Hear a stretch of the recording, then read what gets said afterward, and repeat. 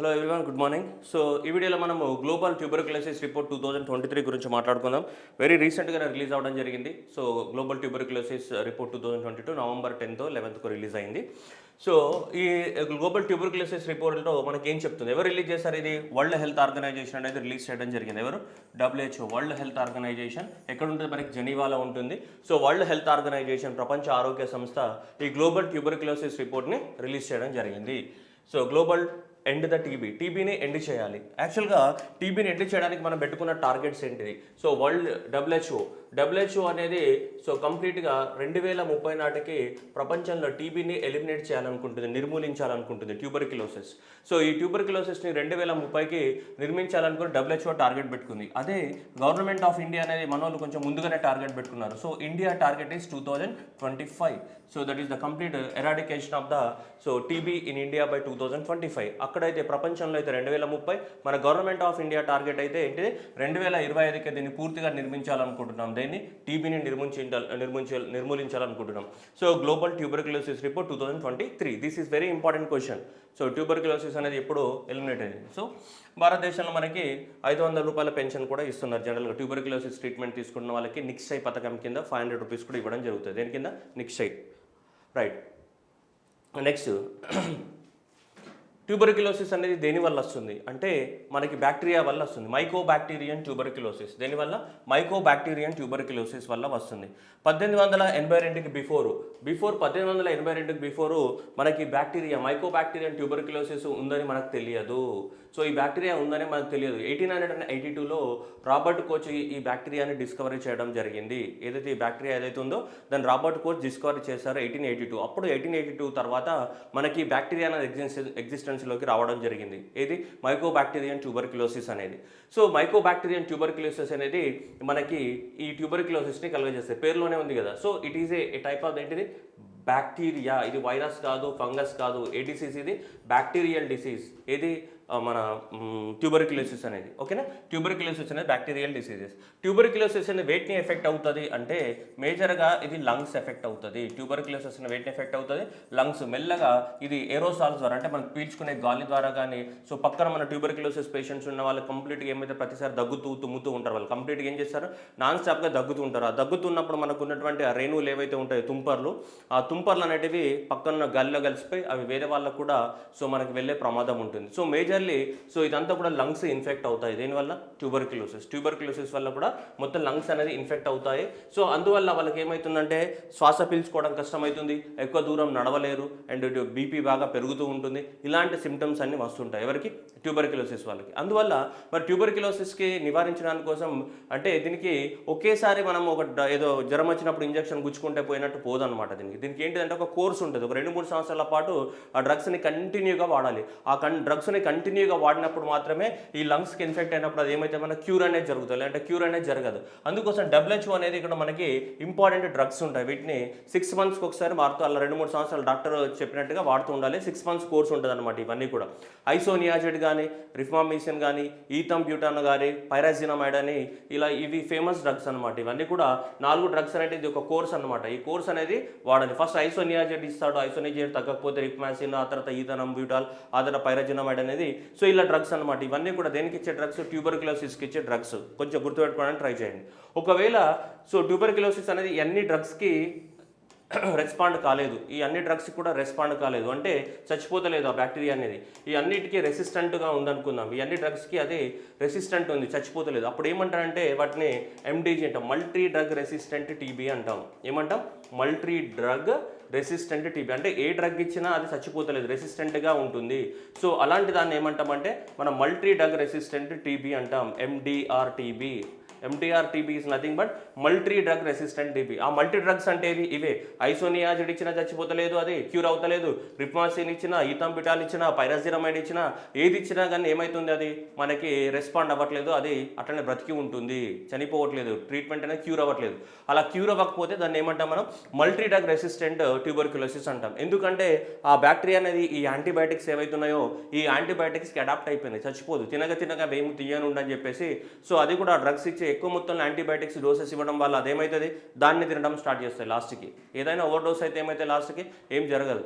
So ఇక్కడ కూడా అంతే, యాంటీబయాటిక్స్ రెసిస్టెన్స్ వస్తే దాన్ని ఏమంటాం, మల్టీ డ్రగ్ రెసిస్టెంట్ అంటాము. మల్టీ డ్రగ్ రెసిస్టెంట్ ట్యూబర్క్యులోసిస్ అని చెప్తుంటాం. ఓకే, సో ఇక్కడ వరకు బాగానే ఉంది. అయితే ఇప్పుడు భారతదేశంలో కానీ ప్రపంచంలో కానీ ఈ మల్టీ డ్రగ్ రెసిస్టెంట్ టీబీ అనేది ఇప్పుడు చాలా ప్రివలెంట్గా అవుతుంది. టీబీ వేరు, మల్టీ డ్రగ్ వేరు. టీబీ వచ్చింది అనుకోండి, ఈ డ్రగ్స్ తీసుకుంటే తగ్గిపోతుంది, ఈ డ్రగ్స్ తీసుకుంటే తగ్గిపోతుంది జనరల్గా. కానీ ఈ డ్రగ్స్ తీసుకున్నా తగ్గిపోకపోతే then you call it as a multi drug resistant tuberculosis. అప్పుడు దాన్ని ఏమంటాం మనం, మల్టీ డ్రగ్ రెసిస్టెంట్ ట్యూబర్క్యులోసిస్ అని చెప్తూ ఉంటాం. Okay, right. So moving on to next one. So 2018 సంవత్సరంలో WHO వరల్డ్ హెల్త్ ఆర్గనైజేషన్ ఏం చేసిందంటే 5 సంవత్సరాల కోసం మనకు టైం లైన్ ప్రకటించింది. 2018 నుంచి 2022 వరకు ట్యూబర్క్యులోసిస్ని ఎలా క్యూర్ చేయాలని. సో ఆ టార్గెట్స్ అయిపోయినాయి. ఇప్పుడు మళ్ళీ కొత్త వాళ్ళ షెడ్యూల్ని ప్రకటించారు. 2023 నుంచి 2027 వరకు టార్గెట్స్ అనమాట. 5 ఇయర్స్కి, 5 ఇయర్స్ కదా, ఇది కూడా 5 ఇయర్స్, ఇది కూడా ఏంటిది 5 ఇయర్స్. ఈ 5 ఇయర్స్కి టార్గెట్స్ ఏంటిది, ఈ 5 ఇయర్స్కి టార్గెట్స్ ఏంటిది. ఇది 5 ఇయర్స్ అయిపోయినాయి. సో ఇప్పుడు రాబోయే రోజులకి కొత్త టార్గెట్స్ అనమాట. దేన్ని, ఈ ట్యూబర్క్యులోసిస్కి సంబంధించి. సో ప్రపంచంలో ఈ ట్యూబర్క్యులోసిస్ని ఎలా ట్రీట్మెంట్ చేయాలి, ఎంత ఫండింగ్ ఇవ్వాలి, సో అది అనే దానికి మనకు సంబంధించి ఒక షెడ్యూల్ అనౌన్స్మెంట్ చేశారు. అవే ఎగ్జామ్లో వచ్చే క్వశ్చన్స్ అనమాట. ఓకే, సో దాదాపు 215 దేశాలలో 192 కంట్రీస్ని అసెస్మెంట్ చేశారు. 192 కంట్రీస్ని అసెస్మెంట్ చేస్తే మనకి దాదాపు 2020 సంవత్సరంలో 10 millions of the tuberculosis patients ఉంటే, 2021లో 10.3 ఉంటే, 2022కి 10.6 మిలియన్ ట్యూబర్క్యులోసిస్ పేషెంట్స్ ఉన్నారు ప్రపంచం మొత్తంలో. So the data taken from the 192 countries data analysis చేస్తే మనకి ఇలా ఉందన్నమాట. సో ఇంతమంది అనేవాళ్ళు మనకి దేని వల్ల ఎఫెక్ట్ అవుతున్నారు, ట్యూబర్క్యులోసిస్ వల్ల ఎఫెక్ట్ అవుతున్నారు. సో జస్ట్ ఎగ్జామ్ పర్పస్లో ఇది మనకి ఏంటిది, 10.6 మిలియన్ పీపుల్ అనే వాళ్ళు మనకి ఎఫెక్ట్ అవుతున్నారు. దేనివల్ల, ట్యూబర్క్యులోసిస్ వల్ల మనకి 10.6 మిలియన్ పీపుల్ అనే వాళ్ళు మనకి ఎఫెక్ట్ అవుతున్నారు. దేనివల్ల, ఈ ట్యూబర్క్యులోసిస్ ఏదైతే ఉందో దానికి. నెక్స్ట్, ఏ ప్రాంతాలలో ఎక్కువగా ఎఫెక్ట్ అవుతున్నారు ట్యూబర్క్యులోసిస్ కనుక తీసుకుంటే మనకి సౌత్ ఈస్ట్ ఏషియా, జనరల్గా ఇండోనేషియా, ఫిలిప్పైన్స్ మేజర్గా. సో సౌత్ ఈస్ట్ ఏషియా అంటే ఇక్కడ భారతదేశం ఇక్కడ ఉంటాయి కదా, భారతదేశం ఇక్కడ ఉంటే ఇక్కడ ఈ ప్రాంతం అంతా ఏంటి, South East Asia nothing but Asian countries. ఏవి, Asian countries. So association of the South East Asian countries ఏముంటాయమ్మా, 10 కంట్రీస్ ఉంటాయి. మీకు గుర్తుంటాయి ఏషియన్ కంట్రీస్. ఎట్లా గుర్తుపెట్టుకోవాలా, PSLE బిట్ MMC అని గుర్తుపెట్టుకోవాలి. ఓకే, ఫిలిప్పైన్స్ కానీ, Singapore, Laos, Vietnam, Brunei, Indonesia, Thailand, Malaysia, Myanmar, Cambodia. So ఇలా 10 దేశాలను ఏమంటాం మనం, ఏషియన్ కంట్రీస్ అంటాం. లేదా association of the South East Asian nations. Asian stand for association. ఈ ప్రాంతంలో అంతా కూడా ఏంటిది, సౌత్ ఈస్ట్ ఏషియా. ఇది ఇండియాకి సౌత్ కదమ్మా, ఇది ఇండియాకి సౌత్, ఇది ఇండియాకి ఈస్ట్. ఇటు ఏమైతే మనకి సౌత్ ఈస్ట్ అవుతుంది. ఈ సౌత్ ఈస్ట్ ఏషియా కంట్రీస్ అంటే ఇవే అన్నమాట. ఏవి, Philippines, Singapore, Laos, Vietnam, Brunei, Indonesia, Thailand, Malaysia, Myanmar, Cambodia. ఈ 10 దేశాలను మనం ఏమంటాం మనం, so south East Asia nations లేదా ఏషియన్ కంట్రీస్ అంటాం. మేజర్గా ఈ ప్రాంతంలోనే దాదాపు 46% మనకి ట్యూబర్క్యులోసిస్ రికార్డ్ అవుతుంది. ఆ తర్వాత సెకండ్ ఎక్కడ రికార్డ్ అవుతుంది మనకి, ఆఫ్రికా దేశాలలో రికార్డ్ అవుతుంది. ఆ తర్వాత ఆఫ్రికా దేశాలలో ఎక్కువ మొత్తంలో సౌత్ ఈస్ట్ ఏషియా ప్రాంతంలో, ఆ తర్వాత ఆఫ్రికా దేశాలలో, ఆ తర్వాత తీసుకుంటే మనకి వెస్టర్న్ పసిఫిక్ రీజియన్ లోపల ప్రపంచంలో ఎక్కువ మొత్తంలో ట్యూబర్క్యులోసిస్ కేసెస్ రికార్డ్ అవుతాయి. అంటే ఇప్పుడు మనకి రికార్డ్ అయినటువంటి 10.6 మిలియన్స్ ఆఫ్ ద కేసెస్ ఉన్నాయి కదా, ఈ 10.6 మిలియన్స్ ఆఫ్ ద కేసెస్లో 46% అనేది సౌత్ ఈస్ట్ ఏషియాలో రికార్డ్ అయితే 23% అనేది ఇక్కడ రికార్డ్. అంటే 5 మిలియన్స్ అప్రాక్సిమేట్లీ 5 మిలియన్స్ ఇక్కడనే రికార్డ్ అయినాయి, ఇక్కడ ఈ దేశాలలో. Okay, right. This is a reason wise. ఇదేంటిది, రీజన్ వైజ్. అయితే నేను ఇంతకు చెప్పాను కదా, 2018 నుంచి 2022 వరకు టార్గెట్స్ పెట్టుకుంది. ఏమేమి టార్గెట్స్ పెట్టుకుంది కనుక చూస్తే 2018 నుంచి 2022 వరకు గవర్నమెంట్ అనేది టార్గెట్ పెట్టుకుంది. అంటే WHO టార్గెట్ పెట్టుకుంది. ఏంటిది, సో ఈ ట్యూబర్క్యులోసిస్ని నిర్మూలించడానికి సంబంధించినటువంటి టార్గెట్. సో చూడొచ్చు ఇక్కడ, TB treatment of the all ages, ఇక్కడ TB treatment of the childrens. ఓకేనా, ఇక్కడ చూడండి, multi drug resistant TB treatment. So multi drug resistant for the all ages, multi drug resistant treatment for the what, only childrens. Right, ఇక్కడ ఇద్దరు ఉన్నాయి, children's ఉన్నాయి, all age groups ఉన్నాయి. ఒకటి normal TB, రెండోది మల్టీ డ్రగ్ రెసిస్టెంట్ టీబీ ఉన్నాయి. ఓకేనా, right. So ఇప్పుడు చూద్దాం, ప్రపంచం మొత్తంలో 2018 నుంచి 2022 నాటికి, అంటే గడిచిన 5 సంవత్సరాలలో, అంటే 2018లో అనుకుంది WHO. 2018లో WHO ఏమనుకుందంటే 40 million, so 40 million పీపుల్కి టీబీ ట్రీట్మెంట్ ఇవ్వాలని అనుకుంది. ఎప్పుడు, 2018 నుంచి 2022 వరకు 40 మిలియన్ పీపుల్కి సో ట్యూబర్క్యులోసిస్ ట్రీట్మెంట్ ఇవ్వాలి. రిఫార్మిసిన్ కానీ, ఐసోనియాజిడ్ కానీ, ఈథంబ్యూటాల్ కానీ, పైరాజినమైడ్ అనే సో ఏదైతే ఆ కోర్స్ ఉందో ఆ కోర్సుని వాడుకోవాలి వాళ్ళు. అలా మనకి ఇలా సో 40 మిలియన్ పీపుల్కి ట్రీట్మెంట్ ఇవ్వాలనుకుంది. కానీ 2022కి ఇప్పటి వరకు ఎంతమందికి ఇచ్చారు, 34 మిలియన్కే ఇచ్చారు అవుట్ ఆఫ్ 40. సో మన టార్గెట్ ఎంత 40 మిలియన్ పీపుల్కి ఇవ్వాలి, కానీ ఎంతమంది ట్రీట్మెంట్ ఇచ్చారు? సో 34 మిలియన్స్కే ట్రీట్మెంట్ ఇవ్వడం జరిగింది. అంటే 84% ఆఫ్ ద పీపుల్కి ట్రీట్మెంట్ ఇచ్చినట్టు చెప్తుంది గత 5 సంవత్సరాలు. ఎప్పుడు టార్గెట్ పెట్టుకుంది? 18 నుంచి ఫైనల్ డెడ్ లైన్ ఏంటిది? 2022 వరకు. Okay, next చిల్డ్రన్స్కి. సో ఎంతమంది చిల్డ్రన్స్కి? 3.5 మిలియన్ చిల్డ్రన్స్కి టార్గెట్ ఇవ్వాలనుకుంది. ఎంతకి? 2.5కే ఇచ్చింది. సో 3.5 అనేది టార్గెట్ అయితే, సో ట్రీట్మెంట్ తీసుకున్న వాళ్ళు ఎంత? 2.5 మిలియనే టార్గెట్. దేనికి సంబంధించి? సో ఈ చిల్డ్రన్స్కి సంబంధించి ఇది అనమాట. ఓకే, ఇదేంటిది? ఓవరాల్ ఏజెస్, ఇది ఆల్ ఏజెస్. ఇదేంటిది? ఓన్లీ చిల్డ్రన్స్ కనుక తీసుకుంటే. ఓకేనా? Right. Next multi drug resistant people 1.5 మిలియన్కి ఇవ్వాలనుకున్నారు, కానీ అంత ఇవ్వలేకపోయారు. జస్ట్ 8 లక్షల మందికే ఇచ్చారు. సో ఎంత? 1.5 అంటే ఎంత? 15 ల్యాక్స్ పీపుల్కి ఇవ్వాలనుకున్నారు, కానీ ఎంతకి ఇచ్చారు? 15 ల్యాక్స్ పీపుల్కి ఇవ్వాలనుకుంటే 8,25,000 మందికే ఇచ్చారు మనకి. ఓకేనా? So 1.5 million. దేనికి? Multi drug resistant, all ages, అన్ని ఏజెస్ వాళ్ళకి. ఇక మల్టీ డ్రగ్ రెసిస్టెంట్ చిల్డ్రన్స్కి దాదాపు చాలా మనకు 1,15,000 మందికి ఇవ్వాలని టార్గెట్గా పెట్టుకున్నారు. ఎవరికి? చిల్డ్రన్స్కి, ఎవరైతే మల్టీ డ్రగ్ రెసిస్టెంట్ ఉన్నారో వాళ్ళకి. సో ఇచ్చింది ఎంతమందికి? సో 21,000 మందికి మాత్రమే ఇవ్వడం అనేది జరిగింది. సరే, ఇవన్నీ గుర్తుపెట్టుకోవాలంటే టార్గెట్స్ అనేది గుర్తుపెట్టుకోవాలి. ఎంత? 40 మిలియన్ పీపుల్కి ట్రీట్మెంట్ ఇవ్వాలనుకుంది. ఎంతకి? 40 మిలియన్ పీపుల్కి. కానీ ఎంతమందికి ఇచ్చింది? ఈజీగా 34. ఓకే, ఇక్కడ కూడా చిల్డ్రన్స్కి ఎంతమందికి ఇవ్వాలనుకుంది? 3.5కి ఇవ్వాలనుకుంది. ఇచ్చింది ఎంతమందికి? 2.5కి. ఇక్కడ 40 మిలియన్స్కి ట్రీట్మెంట్ ఇవ్వాలనుకుంది. ఇచ్చింది ఎంతమందికి? 34 మిలియన్. ఇది నార్మల్ ట్యూబర్క్యులోసిస్. ఇక్కడ చూస్తే మల్టీ డ్రగ్ రెసిస్టెంట్ ట్యూబర్క్యులోసిస్. ఈ నార్మల్ ట్యూబర్క్యులోసిస్ అంటే ఏంటిది? రిఫామిసిన్ కానీ, ఐసోనియాజెడ్ కానీ, పైరాజినమైడ్ కానీ, ఈథమ్ బ్యూటాల్ కానీ, వీటితో క్యూర్ అవుతుంది అనమాట. వాటితో క్యూర్ కానీ ఏమంటాం? మల్టీ డ్రగ్ రెసిస్టెంట్ అంటాం. సో ఈ మల్టీ డ్రగ్ రెసిస్టెంట్ అనేది ఇక్కడ 1.5 మిలియన్కి ఇవ్వడం జరిగింది. సో 1.5 మిలియన్ అండ్ ఇక్కడ తీసుకుంటే వీళ్ళకి ఇది ఇవ్వడం జరిగింది. ఇది టార్గెట్స్ అనమాట. అంటే 2018 నుంచి 2022 వరకు గవర్నమెంట్ సాధించాలనుకుంటున్నటువంటి టార్గెట్స్ ఇవి. ఓకేనా? అది మనకి గవర్నమెంట్ అనేది టార్గెట్గా పెట్టుకోవడం జరిగింది. ఓకేనా? రైట్. Next one. ఇప్పుడు 2023కి సంబంధించి TB strategy at the glance. ఇప్పుడు నెక్స్ట్ టార్గెట్ ఎప్పుడు?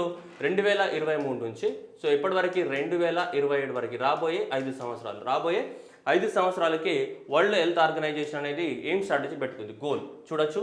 ఎండ్ ఆఫ్ దగా సో గ్లోబల్ టీబీ ఎపిడమిక్ అనేది చూడొచ్చు మనకి. ఇక్కడేమన్నా ఇండికేటర్స్, మైల్ స్టోన్స్ అన్నాడు. సో 2020కి అండ్ 2025కి అండ్ 2030కి అండ్ 2035కి ఇలా మనకి నెక్స్ట్ మైల్ స్టోన్స్ అనేది పెట్టుకోవడం జరిగింది. అండ్ ద టీబీ స్ట్రాటజీ చూడండి. The percentage of the reduction in the absolute numbers of the TB deaths. So TB వల్ల వచ్చే డెత్స్ని తగ్గించాలి. 2020కి 30% డెత్స్ని, 2025కి 70% డెత్స్ని, 2030కి 90% డెత్స్ని, 2035కి 95% డెత్స్ని తగ్గించాలి. దేనివల్ల? టీబీ వల్ల వచ్చే డెత్స్ని. ఎందుకంటే ఆల్రెడీ ఇన్ఫెక్ట్ అయిన వాళ్ళు చనిపోవడానికి అవకాశాలు ఎక్కువ ఉంటాయి కదా. సో అందువల్ల సో టీబీ డెత్స్ యొక్క పర్సంటేజ్ని తగ్గించాలి. టీబీ డెత్స్ యొక్క పర్సంటేజ్ని తగ్గించాలంటే వాళ్ళకి ఏమి ఇవ్వాలి? టీబీ యొక్క ఏంటిది? ట్రీట్మెంట్ అనేది ఇవ్వాలి. ఏమి ఇవ్వాలి? ట్రీట్మెంట్ అనేది ఇవ్వాల్సి ఉంటుంది. ట్రీట్మెంట్ అనేది ఇచ్చినప్పుడే వాళ్ళ యొక్క నెంబర్ ఆఫ్ డెత్స్ ఏమైతే తగ్గడానికి అవకాశం ఉంటుంది. Percentage of the reduction in the TB incident rate. TB incidents rate అంటే ఏంటిదంటే 1 లక్ష మందికి ఎంతమందికి టీబీ అనేది సోకుతుంది.